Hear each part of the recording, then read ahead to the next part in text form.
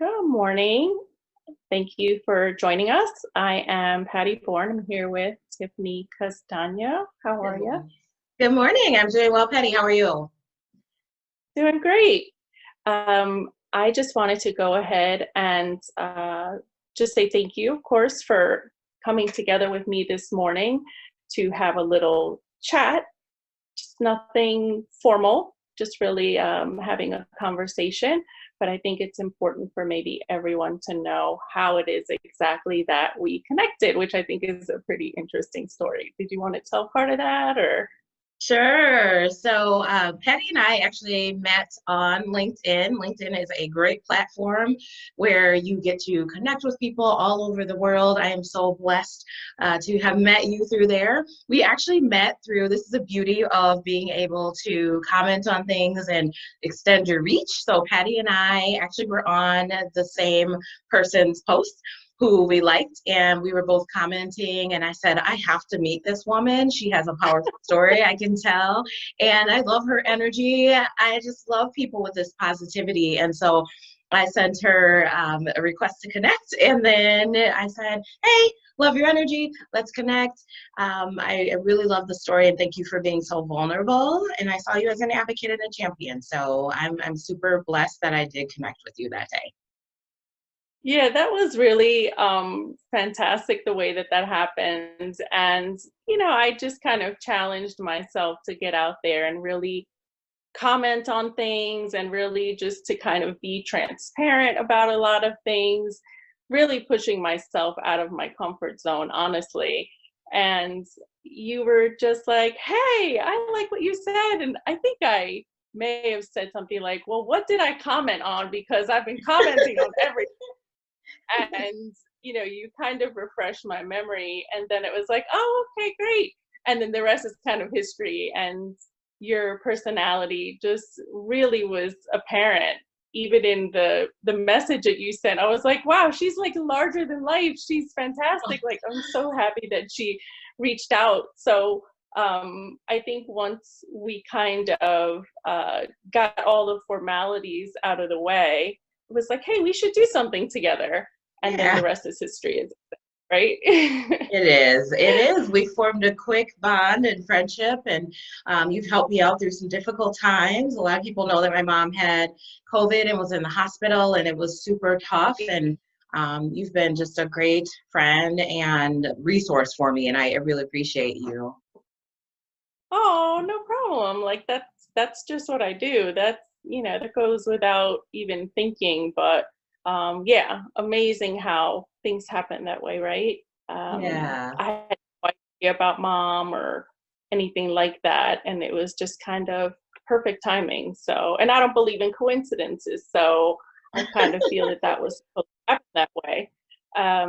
But yeah, you're very welcome, of course. And that's what happens. Sometimes you're just in the right place at the right time, and you're able to help somebody, and that's truly tremendous. But why don't you go ahead and tell people that you're awesome at other stuff too, and what it is that what it See, is this that is you why. do. Like, the awesomeness doesn't stop there. There's more. Like the sham wow guy. There's more. So wait. She's yeah, so she's got, a whole laundry list of things that she's amazing at. And why don't you go ahead and just share that with everybody that doesn't know you yet? You're so kind, Patty. I too believe in, I don't really believe in coincidences, and I believe that there's a reason that you came into my life at that time, that place, that space. I'm very much so a believer in that, and so I know that you were brought to me, and I'm so grateful for that. Just a little about my background. I am currently the CEO of CEPHR, and we are an organization, an HR consulting firm. So I help clients, small business, nonprofits, build their infrastructures, policies, systems, programs, processes, and really just believe in empathy and active listening and helping people solve problems that they may not see coming around the corner. I have a true passion for HR, and it is what I love. I believe that I was also called to do that. I also volunteer for an organization, a nonprofit called Girls Plus Data, and we help young women step into their confidence and understand what it's like to be in data and tech And so that's very, very rewarding as well. Our team is all volunteers. And so everyone does that outside of their traditional day job, which is amazing. Super engaged team, and very proud to be their head of people programs. Also working on some co-authoring things with a book, a children's book, and so that's really fun. Outside of that, just meeting great people like you, and have been in HR for about 12 years in various industries, small business, nonprofit, for-profit, and large corporations. So enough about me. I feel like your story is so much more exciting. A whole discussion just about everything that you mentioned. Like, oh my gosh. But that's great. And when I heard all the great things that you're involved in, I was just like, oh, she's just such an awesome human being. Like, to be in her space is going to be truly awesome. So that's definitely been the case. But you are passionate about helping people, as am I, and finding solutions, which is also kind of my unofficial job, is playing detective every once in a while. So just a little bit of background to me. I wear many hats. I'm a Jane of all trades, as they say, and I am a registered nurse. I am a massage therapist. I also first aid and CPR instructor. Just recently became an executive life coach, and I'm a mom of 4, and that in and of itself is a lot. But I also am going back to school, actually in less than 2 months, to be, I think, in a place that is going to be in a huge, huge need for the services, at least for psych services for our population. And although going back to school was definitely in my plans, I had to move it up on my timeline just because of everything that was happening. I just had to be honest and say, well, this is my calling. Like, this is what I'm passionate about. I just got to do it. So I am going back to school to become a psychiatric nurse practitioner, which is something that is very near and dear to my heart. And I am really motivated to help people, but particularly now more than ever. I think that coming together and really just being supportive to everybody that you can is crucial, because everyone really is having an incredibly hard time just dealing with everything. And none of this is anything that we recognize, because we've obviously never been through what we're going through currently with this pandemic. So that brings us to why we're here. And I think that we both basically said, what can we do together? What can we do collectively? Just kind of putting our skills together, what our passions are, and then how do we offer support to whoever may need it. Does that sound accurate, or did you want to add to that? No, I think that's absolutely accurate. And, I think with us both sharing our backgrounds, me and human resources, and seeing some of these challenges that people go through typically in the workplace, and now with COVID, it adds an extra layer of complication. And so we just kind of came together. You have a nursing background and that skill and expertise, and we're like, we should do something. We should advocate. We're both advocates, so that's how we got here, and it's wonderful. And I must point out that we're both wearing green. So yes, we're in green. It's Mental Health Awareness Week, and so health awareness. Yes. So another way that we show our support. Right. Thank you for mentioning that. I completely forgot about that. But yes, we intentionally wore our green. I wore my one green blouse. I have to get more green. Like, the month of May is pretty long. I really need to get more green in my life. I discovered I have more green than I thought I did. So it was nice to have options. We all like options, right? I mean, it was really like, I was today years old when I realized I just don't own enough green. I gotta change that. So, but anyway, what brings us here really is something that is, we would hope to be beneficial and helpful, and really just showing support, I think, at a time where everything is just so disconnected, discombobulated, unfamiliar, scary, I think is an accurate adjective to use, because we really have no idea what's going on from day to day, honestly, not with our own personal lives, but also with our work lives. And of course, the many components to that. But you working in HR, I think, will offer a very valuable point of view that would be necessary. So I think our first topic we wanted to, and of course, jump in at any time, because I can kind of go off the deep end, so you gotta bring me back. um, but I think one of the things that we primarily wanted to discuss, and I think there are just some issues that we've seen just kind of cropping up just repeatedly, and that is a lot of people are working from home, and then the lines between our work life and our home life are very much blurred, if they're there at all. So we kind of thought, well, what challenges do those present? And then how do we best deal with them? So from an HR point of view, what do you think would be appropriate to address, or what should we make sure that we mention? I think, one of the things that has come up quite frequently in my discussions with employees and with leaders is, because of those blurred lines, we see people, kind of burning out a little bit, and they're burning the candle at both ends. They feel like they need to start at 7:30 and end late in the evening. Our household is no different. And so you have to schedule in breaks. You have to remind yourself that work-life balance is still a thing and that it's still important. So as leaders, please check in on your team. Please check in without an agenda and just say, hey, how are you doing? Are you doing okay? Do you need some additional support?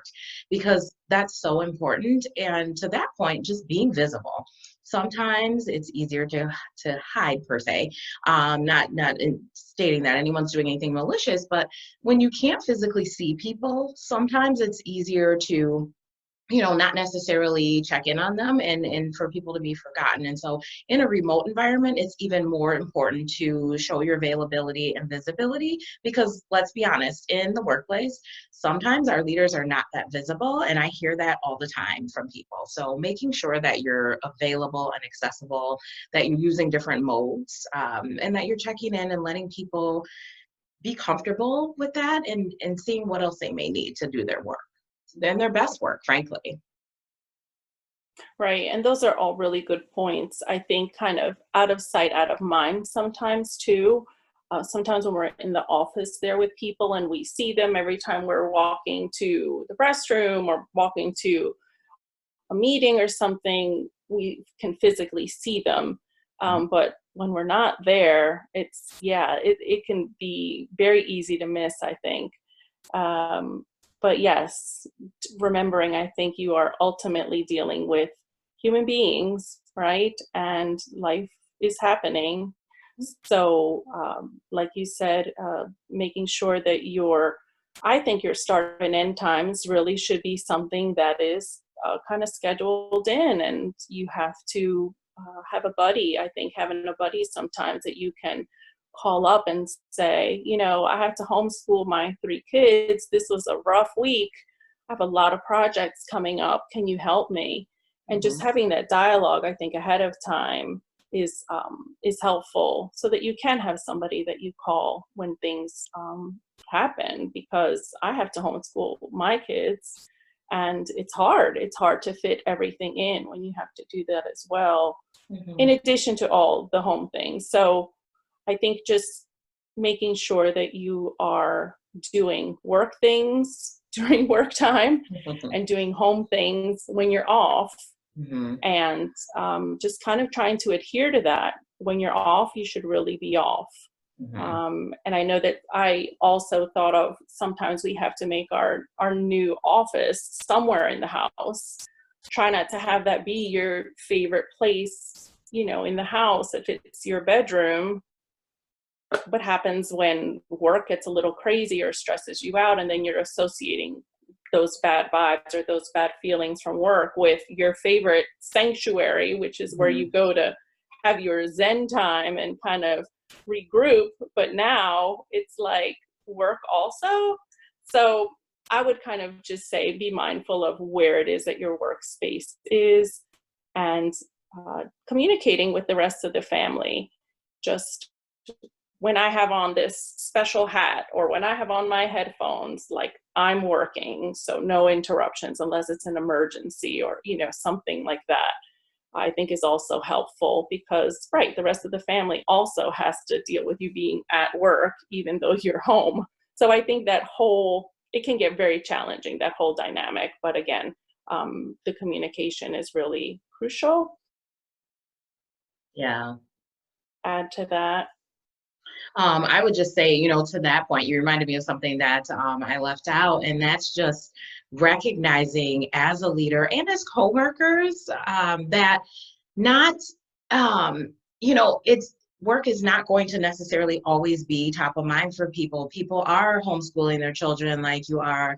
I've shared Right. before in a different format that my husband and I are splitting space, and that's difficult at times, and we have Right. to adjust. And now we actually have a third person in our home. So how do you readjust and readjust? That's how we have to function anyway. We have to always be adaptable. But right now, we have taken adaptability to a whole new level.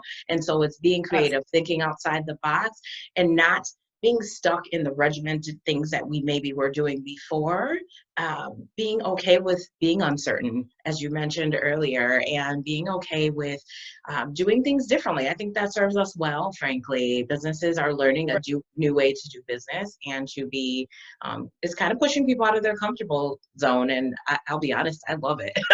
I don't like the status quo. I think we should always be Right. challenging ourselves. So that's one good thing that's coming out of Well, this. that's another great opportunity to have another webinar Yes, because, ma'am. right, Don't get me started. uh, I know, I second that, I do. But I'm sorry, go ahead and finish your thought. No, that's good. And I think your advice was great.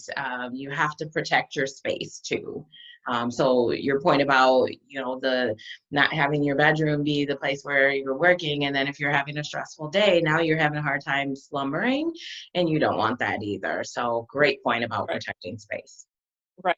There should really be some places that are totally off limits. You know what I mean? Absolutely. Absolutely. Whatever. You have your favorite chair and, it's in front of your favorite TV. Well, maybe you don't want to be working there because that may have some repercussions down the line that, we don't want. Yeah. But yeah, being adaptable, obviously, none of this is, like I said, familiar territory for any of us. But I think it's even worse than that. I think we also did not have any time to really adjust to the change. It was Right. just kind of overnight. Yeah. Very few people, I think, got the opportunity to gradually transition over into, you used to work in a cubicle for 5 years, but now we're going to have you work at home, even though we've never ever tried this before and have no idea what it's going to look like. So I think that change was one thing, but then to have it be spontaneous, on the fly, we're just going to Mm. wing it, that just added a totally different dimension to it all, which was very, very difficult. Yeah, it's super stressful, and it's something, I've watched for years, and I've worked for these employers too. And there's nothing wrong with that. You have to do what works for you. But a lot of people were like, we need to physically see you. We need to lay eyes on you. This is how our customers are best served. Well, now the majority of us are serving our customers from home. So I really would encourage people to think about those different ways, and not to don't get stuck and left behind because you just physically need to feel like you need to lay eyes on people. It's not necessarily the best. Our micromanagers, you mean? Right, because who loves Yeah. that? No one loves to be micromanaged. We all Um, we like our shine. Let us have it. yeah. And so I kind of secretly was saying, just kind of behind the scenes, these micromanagers are probably ready to stroke out because they cannot physically keep tabs on people the way they used to. But again, it's another topic for another day. Mhm. Um, but yeah, it was a lot of change. It was all at once, and it was without warning. So it was incredibly difficult, I think, for a lot of people. And then we factor in the fact that kids aren't going to go back to school for the rest of the year. So now these kids are going to be home also. Like, we just know that through the summer now. So Mhm. that whole piece is just overwhelming for some people. For people like me that are single parents, like, listen, let's just get real for a minute. It is tough. It is really difficult to do, to juggle all of those things. So having those clear boundaries really, truly does help. But it does bring us to our next point, which is why is asking for help such an important skill to learn? I have tons to say about this. I don't know if you want to go Please first or you do. want me to. Please do. You are going to be much better equipped for this. So have at it.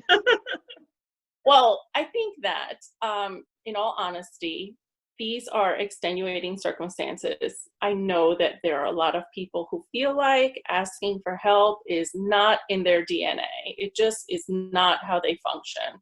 However, because of the situation that we're in, um, this is just a totally different ball of wax. So I just urge everybody, even if it isn't really in your DNA, even if it isn't something that you're used to doing, I'm going to give a couple of reasons why it is imperative. It is just crucial that you do. Why? I had this discussion just yesterday.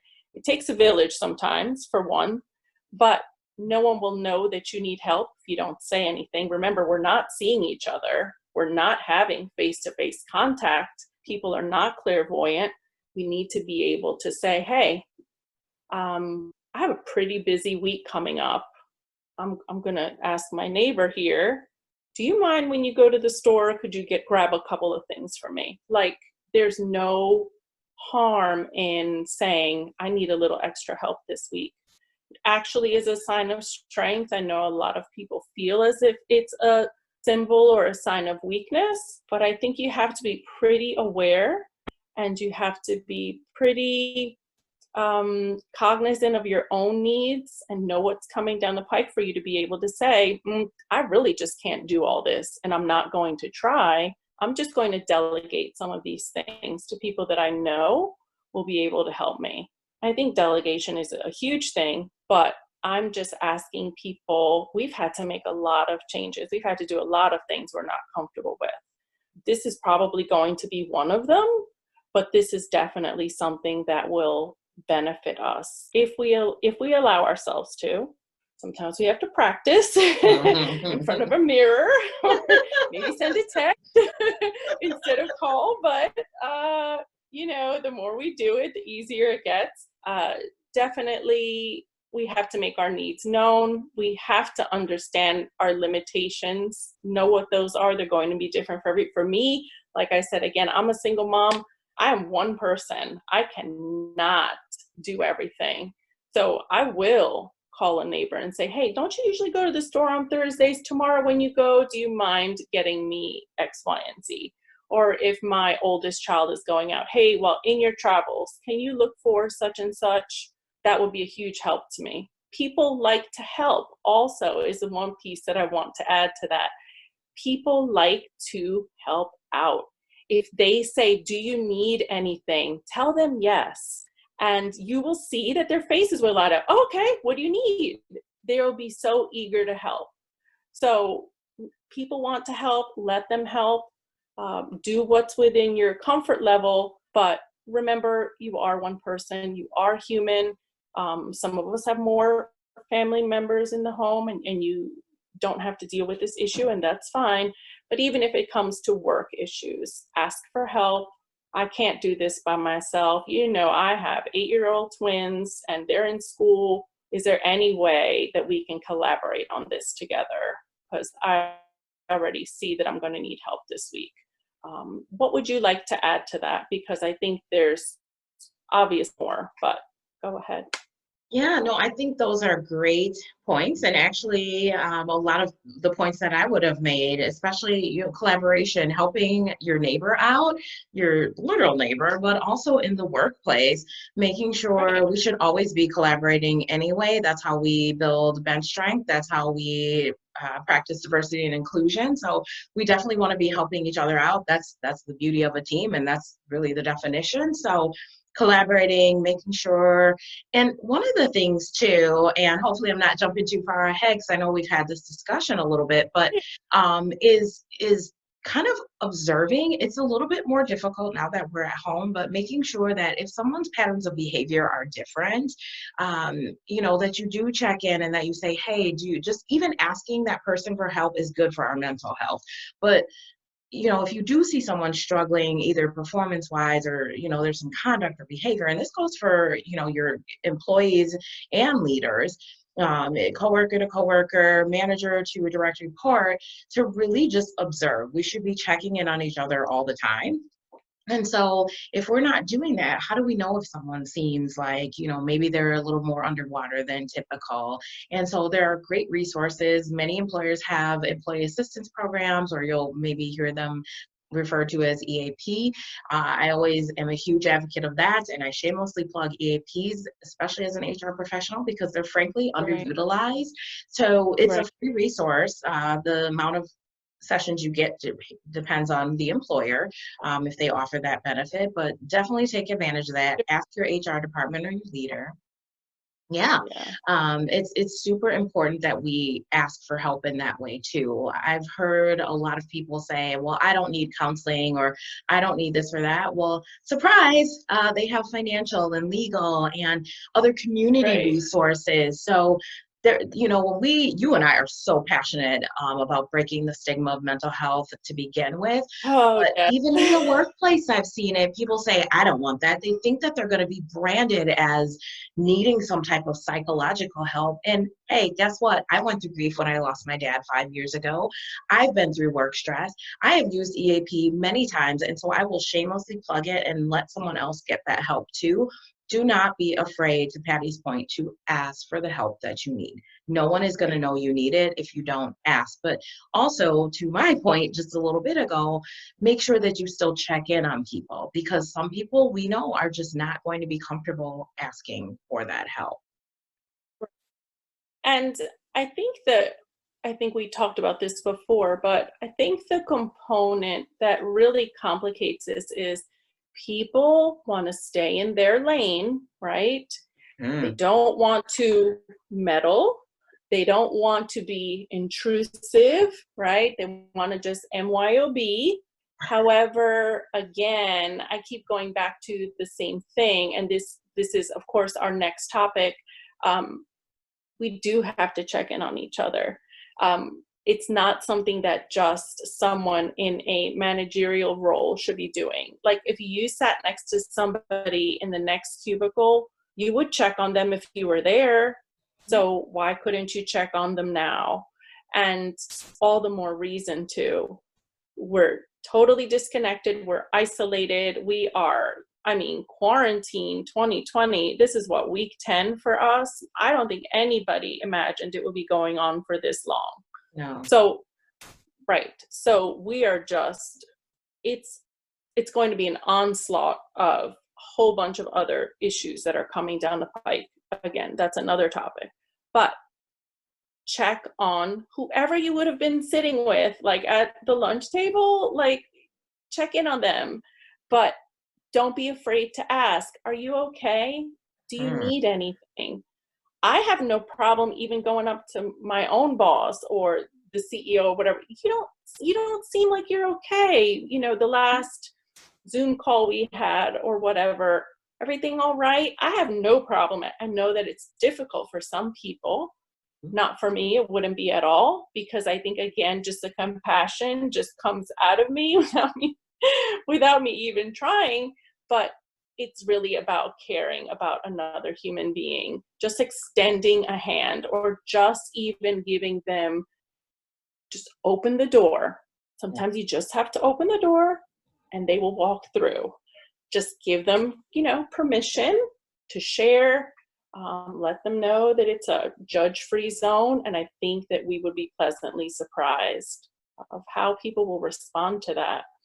From an HR standpoint, though, I know that you and I went back and forth about, there's kind of some difficult areas to navigate with that as far as the HR world. What did you want to share about that with us? Because I thought it was very interesting. Yeah, I think it's we should be asking those questions, and are you okay? And sometimes it can get dicey because sometimes people are really struggling and they disclose something and you're like, whoa, I was not prepared for that. Yeah, I am in HR and right. that's happened to me like, whoa, all right, let's level set, let's sit down, be prepared to be caught off guard. And that's okay. You have to be comfortable with that. That is your Mhm. responsibility as a leader to take care of that person. And too many times, and I've been on the opposite end of this, being in HR and being an employee and not having somebody check in, there were times I was not okay, whether it was work stress or what have you. I am Right. vulnerable enough to say that because I believe that sharing our stories helps other people. Where if you're a leader, if you notice that somebody is just they're not themselves, maybe they're super bubbly and energetic and positive and outgoing as I typically am. Sometimes there are times if I'm going through it, like I will kind of shut down, and I need to process. And so behaviors that are opposite, that of what someone has, you just have to check in. And so sometimes people creep to that line and they won't go over because MYOB, um, but it is our business because it's the workplace. And so many times I have those conversations with people like, well, I don't know if that's really, I don't know if I should really say something, or maybe your coworker discloses something to you and you feel like, well, that's not my place. I have no business saying anything about that, or they asked me not to say anything. I would say you have a responsibility to that person, to their mental health and their safety. Safety in the workplace is so important. You have to say Right. something, even if because that's how you help them. They may not say it. And I see this in HR all the time. Um, on top of that, we get uncomfortable with, as leaders, well, they told me not to say anything. Guess what? You're a leader. Buckle up. Get ready for the ride. It's going to be rocky. You have to say something. You have a responsibility when you step into leader shoes. That means you have to say something about someone disclosing something about, mental health related, depending on how that is. You don't have to go into all the details, or please don't start asking them questions about, in the depths of it. It's what they're comfortable sharing. But at a certain point, and please only share with those who have a need, like HR, like maybe you're one up. Mhm. But people get uncomfortable with the uncomfortable topics that they're unfamiliar with. And mental health is one of those things. But we're dealing with humans, as you said. We're all human. We're in the workplace. And so along with us comes, some of the things that we may be dealing with at home, or maybe we're having some work stress. We need to allow an avenue for people to have to turn to. If we don't, we risk losing them, to another employer, or we risk them shutting down, underperforming, being absent, or worse, because we failed to check in on them. And these are real things. I say this because I've experienced it. I had an employee who I just checked in on, and they had told me, like, had you not checked in on me, I plan to commit suicide. And just, can you even imagine the gravity of somebody sharing that with you? I just got complete chills up and down my spine and my arms just retelling that, because it was such a deep moment. But I say Mhm. that to say you don't know what people's struggle is. And maybe you feel like, should I tiptoe over the line? Just simply asking if someone's okay. You've now opened the door, as Patty shared. And so if you're having questions about whether you should do that or not, should you ask this person, something seems different, talk to your leader or talk to your human resources department, because it's important that you share that. You can't just keep that to yourself. Right. And that's the thing. If it has to do with their safety or the safety of someone else, let's just say, yes, you most certainly have an obligation to say something, even if they ask you not to, even if they say, well, everybody already knows, it Hmm. doesn't matter. It's not a chance that anyone can take. But you're right. Sometimes you will find the one person that you've been sitting next to all that time lives alone. That means they've been, in essence, alone for 10 weeks. It's really, really difficult for some people to be isolated that long. It could be something as simple as they just wanted someone to listen to them. They just wanted to vent. And if you can do that for somebody, why not, right? But if Absolutely. you do ask and you do get something thrown in your lap that not everybody can handle, like you said, they're thinking of harming themselves or harming someone else, what do you do with that? I certainly don't suggest that this be the time that you try to become a counselor and try to help them through it. It's definitely, I think, a time to be honest and say, listen, I'm not really sure what the right thing is, but I'm concerned. And stay on the phone with me, send someone a text while you're talking to anything, but certainly don't keep it for yourself. They may have a plan to hurt themselves. And if you alert anyone, that will definitely throw a monkey wrench in their plan. Well, that's kind of what we would like to do. So definitely tell somebody. And if you're not sure who to tell, your immediate supervisor obviously will be a good first step, or the police if you know where they live. I've had to intercede a couple of times where a patient has said that they were having suicidal thoughts. I didn't hesitate and immediately sent, the police to their home. To be thanked several weeks later during a visit, one of the providers I was working for said, hey, there's a patient here that wants to see you, an exam room, whatever. I go in, and of course, they don't look familiar. And they're like, Patty? I said, yeah. They said, oh, well, I'm that person you spoke to a few weeks ago, and I told you that I was having thoughts of hurting myself, and you sent the police to my house. And they took me to the hospital, and I just want to say thank you for doing that, because I just got out and I feel great. And I'm just really, really glad that you saved my life and that you did that.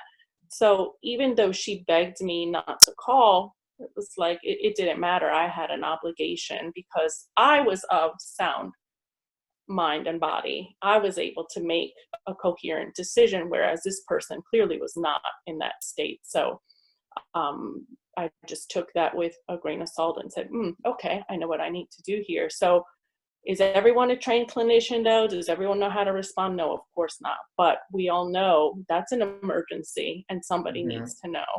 So even though we may not have the right words at the time, it's okay. Just even staying on the phone with them and just keeping them talking really is enough.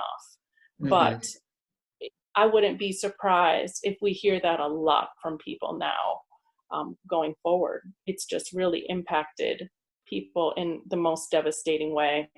I just wanted to say a couple of quick things just along this same vein also, and that is sometimes the cues are subtle. Sometimes you kind of think, something's off about this person, but I can't quite put my finger on it. Sometimes they're little subtleties. Sometimes it's them trying to just kind of keep everything under wraps. They don't want anyone to know. They don't want anyone to worry, or they think they can handle it on their own. Whichever the case is, you'll see things like they'll mention to you maybe they're having trouble sleeping or they haven't slept for several days. They seem to be on edge. Somebody that usually is in a good mood most of the time now is just really kind of like having a short fuse, seems just lost, can't get organized for whatever reason, and this person never used to be this way. So things that we may think are no big deal perhaps are, but if we see that they're kind of grouped together with other small little things, or it's been happening for some time and not improving, if we see people have marks on them, there are people that are having to live with their abusers now under the same roof, no way out. That's not something they're ever going to tell someone, but you may notice there may be some physical signs that are apparent that you just cannot ignore, nor should you. And those things are pretty important. And if your gut tells you something is off, it probably is. So definitely trust that. If somebody thought that something was wrong with me and they were wrong, I mean, maybe it's an inconvenience, but I guess for me, it'd just be like, thanks for taking the time to even care. Like, I appreciate that you even paid attention to that. And if I did need the help, I would have been happy that you did call someone. So I think worse things could happen, but I don't think that these are those times where we need to just mind our own business. I think it needs to be quite the opposite. We need to kind of be astute, and paying attention to all those little nuances and help people that maybe are not courageous enough or strong enough to ask for the help, and we just need to open the door. Hmm.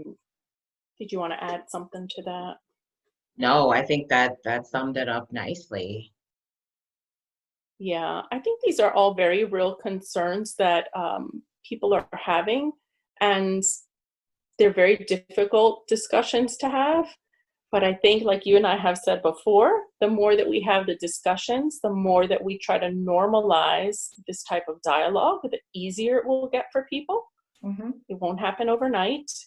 And some people will still be difficult to reach. But I think the more that we talk about it, the more that we just say, hey, I needed help this week. It was pretty bad. Here's why. When you're sharing, you don't know who you're inspiring or giving courage to Hmm. be able to do whatever it is that they're struggling with, however that may look to them. Yeah, I absolutely agree. And part of the reason, I don't know if we explicitly stated this, but you just reminded me too that Hetty and I came together and wanted to talk to you, is because we, both of us, feel so strongly about sharing our stories and the magic that comes out of that to allow someone else the confidence to do it. I don't know how many times I've heard as an HR professional, as a woman, as a human, for people to connect with you. It's it sometimes gives them the inspiration and the motivation and the courage to share their story or to come out of a really bad situation. And but for having that conversation with someone like one of us who is willing to be vulnerable and to share their story and say, you know what, we all have struggles.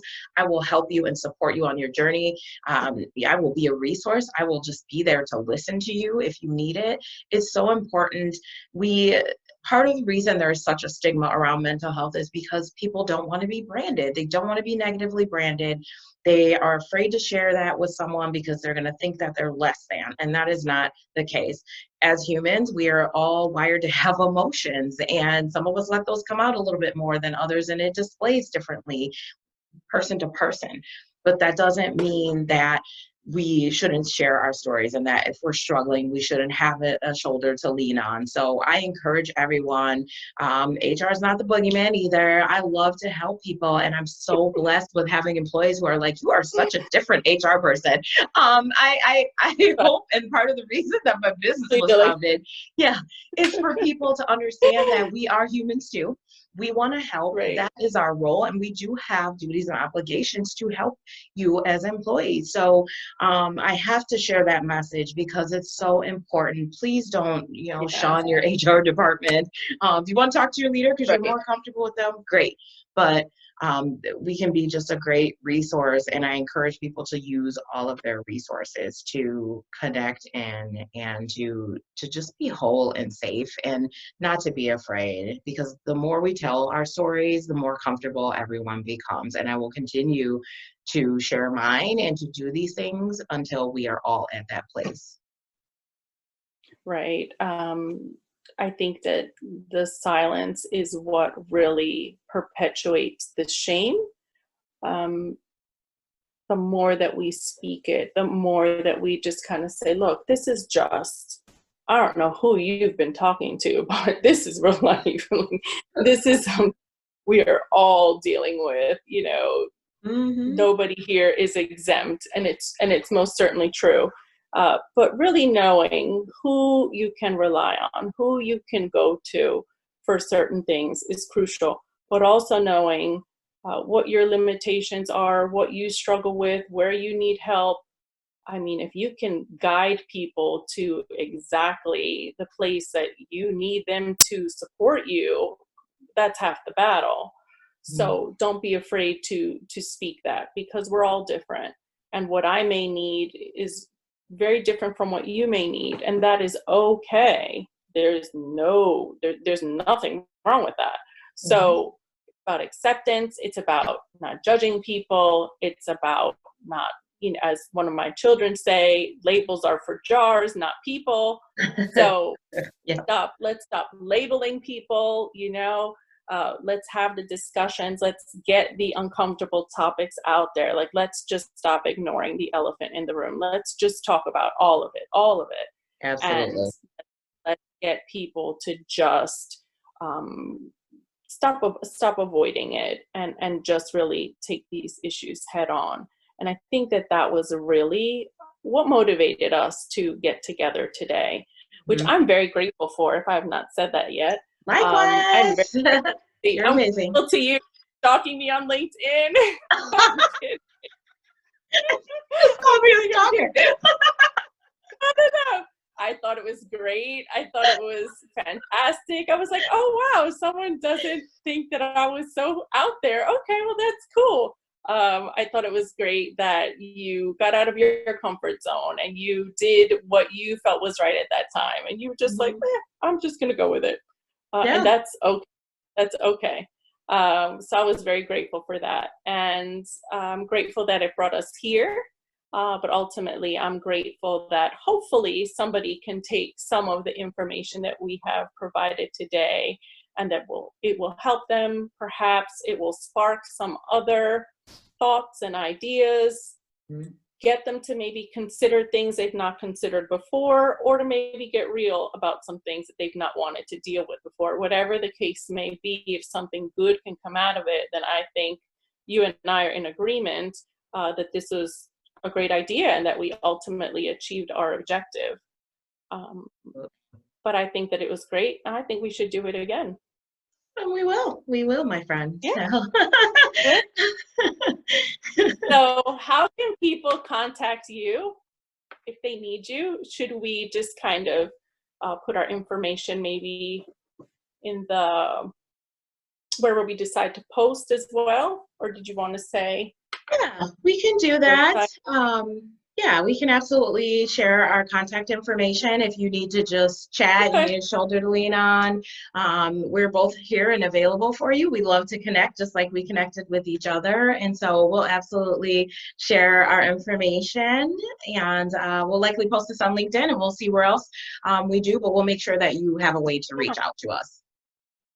sounds good. Thank you so much for your time today. I thought it was awesome. It Likewise. was Yeah. fun. Thank Thanks, Patty. I hope you have an amazing rest of you. the week. Thank you, you too. And to everybody that's listening, just know you're not alone. We are here. There's tons of people that care, tons of people that are there to offer support and whatever you may need. Uh, just need to initiate the discussion. And I think we would all be pleasantly surprised to know how many people really, truly do want to help right now. And it makes them feel good inside to be able to help. So let's let them feel awesome. Let's let them feel great. Let's let them help us. So hopefully this is something that will be beneficial to everybody. Thank you so much for tuning in. Yeah, thanks. We're sending you love and light, and connect with us if you need us. We'll be here. Yep. Take care. Take care. Bye.